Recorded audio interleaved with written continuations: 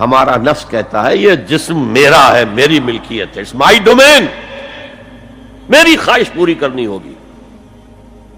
جیسے اس نے کہا میں نہیں جانتا کوئی خدا ہے میرے سوا اور میرے اوپر، میں نہیں مانتا. نفس بھی کہتا میں نہیں ماننے کو تیار، کیا حلال ہے کیا حرام ہے، کیا جائز ہے کیا ناجائز، میری خواہش پوری کرو.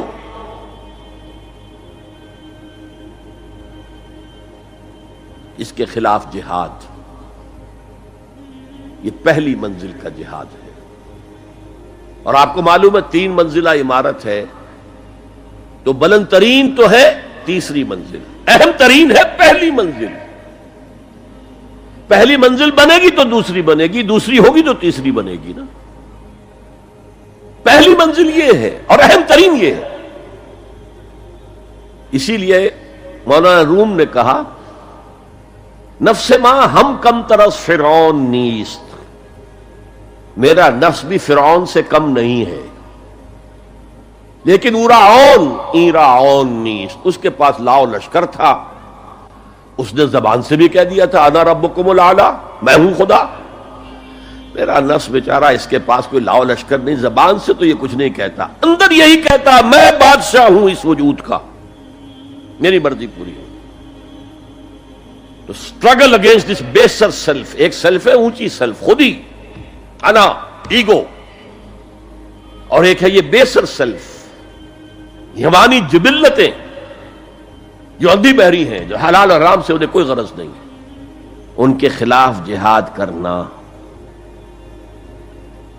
آپ نے فرمایا صلی اللہ علیہ وسلم المجاہد من جاہد نفسہ، اصل مجاہد وہ ہے جو اپنے نفس کے خلاف جہاد کر سکے.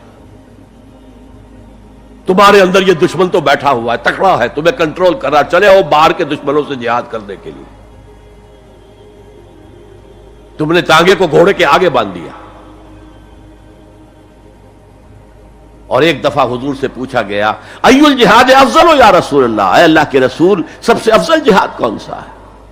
فرمایا ان تجاہد نفسک فی طاعت اللہ، اپنے نفس کے خلاف جہاد کرو، اسے اللہ کا مطیع کرو. یہ جو اندر کی کشمکش ہے، کشاکش ہے، یہ جہاد فی سبیل اللہ کا نقطہ آغاز، اللہ کا مطیع بنانا ہے نفس کو. اس کے ساتھ 2 سب لیول اور ہیں. اس نفس کو بھڑکانے والی ایک قوت ہے انویزیبل، اور ویزیبل بھی ہے.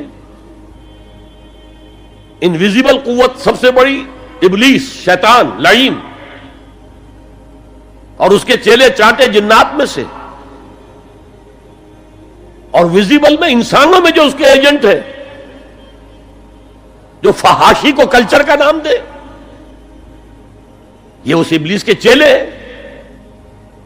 ان کے خلاف جہاد نہیں کریں گے آپ.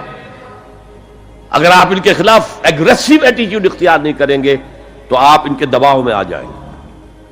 ان الشیطان لکم عدو فاتخذوہ عدوا، اے لوگوں یہ شیطان تمہارا دشمن ہے، اس کو اپنا دشمن سمجھو. وہ تمہیں سبز باغ دکھاتا ہے، بدی کو مزین کر کے دکھاتا ہے، اچھے اچھے نام اس کے رکھ دیتا ہے، اور تمہیں آمادہ کرتا ہے بدی کے ارتکاب پر. نہیں، وہ تمہارا دشمن ہے. افتتخذونہ وذریتہ اولیاء من دونی، تم مجھے چھوڑ کر اسے اور اس کے چیلے چانٹوں کو تم اپنا دوست بناتے ہو. نہیں، شیطان کے خلاف جنگ کرو. اور تیسرا اس پر سب لیول کیا ہے؟ معاشرہ اگر بگڑا ہوا ہے، اس کا عمومی رجحان برائی کی طرف ہے، تو سوشل پریشرز آپ کو ادھر دھکیلتے ہیں.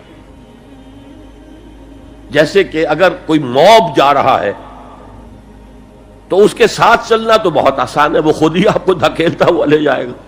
اس کے خلاف چلنا بہت مشکل کام. ہو سکتا ہے آپ بڑی زور لگا کے 4 قدم آگے بڑھیں، پھر کوئی ریلا آئے 10 قدم پیچھے لے جائے. تب 2 ہی راستے ہیں، زمانہ بات و سازت تو بعد زمانہ بے ساز. یا تو پیسو معاملہ ہے، زمانہ تمہارے ساتھ سازگاری نہیں کرتا، چھوڑو تم زمانے کے ساتھ سازگاری اختیار کر لو، چلو تم ادھر کو ہوا ہو جدھر کی. ایک یہ ہے کہ نہیں، زمانہ بات و سازت تو بعد زمانہ ستیس، زمانہ اگر تمہارے ساتھ سازگاری نہیں کر رہا تو زمانے سے جنگ کرو، لڑو، ریزسٹ کرو۔ تو 3 جہاد ہو گئے فرسٹ لیول کے، 3 سب لیولز۔ نفس امارہ، اڈ، لیبیڈو، نفس حیوانی کے خلاف جہاد، اس کو بھڑکانے والے، وسوسہ اندازی کرنے والے، اس میں پھونکے مارنے والے، شیطان اور اس کی ذریت مانوی اور ذریت نسلی، جنات اور انسانوں میں جو اس کے ایجنٹ ہیں، ان کے خلاف جہاد، معاشرے کے خلاف ایک اسٹرگل۔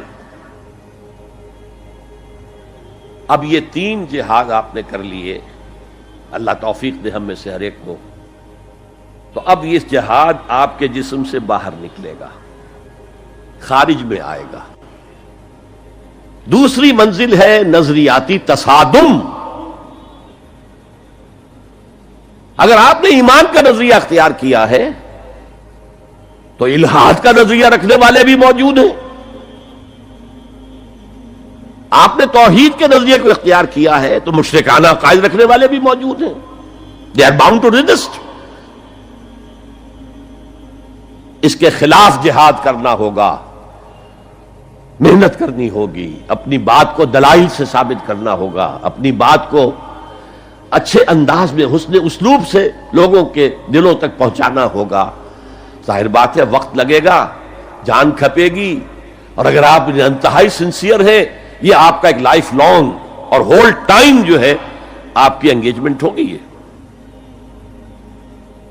اینڈ ٹائم از منی۔ جہاد بالمال، جہاد بالنفس۔